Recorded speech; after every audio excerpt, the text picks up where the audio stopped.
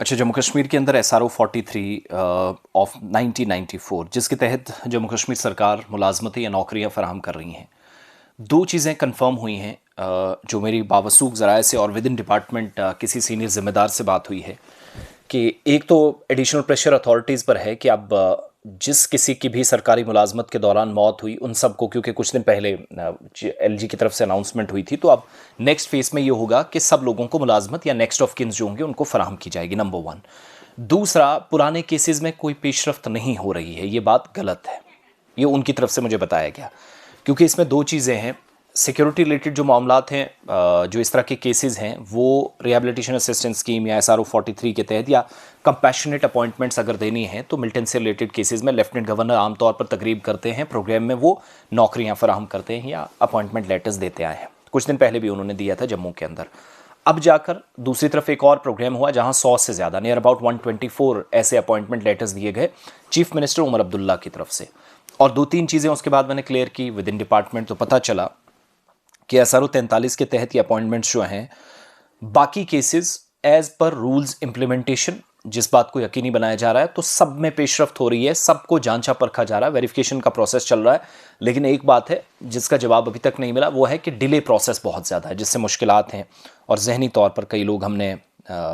मुसीबत से गुजरते हुए देखे।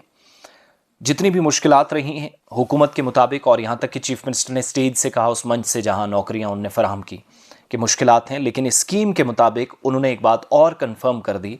कि मज़ीद तब्दीलियाँ आने वाले दिनों में इसमें होंगी, ताकि शफाफियत के साथ, तेज़ी के साथ, बड़े स्विफ्टली एंड एफिशिएंटली काम हो, सारे लोगों को एडजस्ट किया जाए, ना कि चंद एक लोगों को SRO 43 के तहत या बाकी। चीफ मिनिस्टर के मुताबिक सरकार इस स्कीम को रिफाइन कर रही है, और दूसरा, मजीद मुस्तकबिल में आगे जाकर मजीद डिले प्रोसेस ना हो, इस बात को यकीनी बनाया जा रहा है। इसलिए तमाम डिपार्टमेंट्स को ज़रूरी इकदाम उठाने के लिए कह दिया गया है। अपॉइंटमेंट्स का मतलब उनके मुताबिक जो पिछले साल दिए जाने थे वो इस साल क्यों दिए गए, इस गैप को भी दूर करना है, और जो ज़रूरी इकदाम उठाने उन्होंने कहा है कि मैंने अपने सिविल लाइन डिपार्टमेंट्स को भी कह दिया है।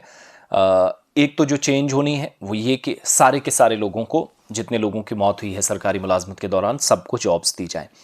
प्लस उनने ये भी कहा कि सरकार इस मुश्किल घड़ी में तमाम फैमिलीज़ के साथ खड़ी है, और जिनके केसेस बाकी डिपार्टमेंट्स के अंदर हैं, डिस्ट्रिक्ट लेवल पर हैं, DCs के दफातर में हैं, या फिर इसके अलावा प्रोविजनल लेवल पर कहीं फाइल फंसी है, तो उसके लिए भी उन्होंने कहा कि वो बहुत डेडिकेशन और इंटीग्रिटी के साथ काम हो, इसके लिए उन्होंने पहले से डिपार्टमेंट्स को क्लियर कर दिया है। एक बात और भी उन्होंने कहा कि सरकार मुआवजे से किसी की जान गई है ये वापस को बदला नहीं दे सकती, लेकिन जो कुछ हमें करना था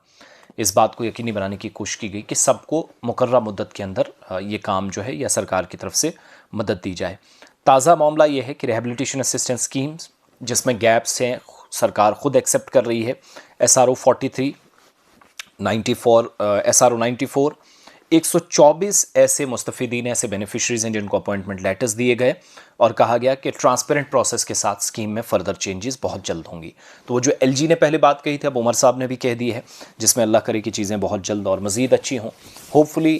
things will be better soon, और जिन लोगों के डिले प्रोसेस रहा है या हो रहा है, अपने अपने डिपार्टमेंट से जहाँ जहाँ आपकी फाइल्स फंसी हैं, तो हुकूमत इस तरफ भी इशारा कर रही है कि वहाँ से अपडेट्स भी साथ साथ लेते हैं। रेस्ट केसेस सबके देखे जा रहे हैं, डिले कोई नहीं होगा, मज़ीद लोगों को अगले मरहले में एडजस्ट किया जाएगा। जिनके साथ साथ केसेस हैं, वेरिफिकेशन जैसे कंप्लीट हो रही है, प्रोग्राम्स में उनको अपॉइंटमेंट लेटर्स भी हुकूमत दे रही है।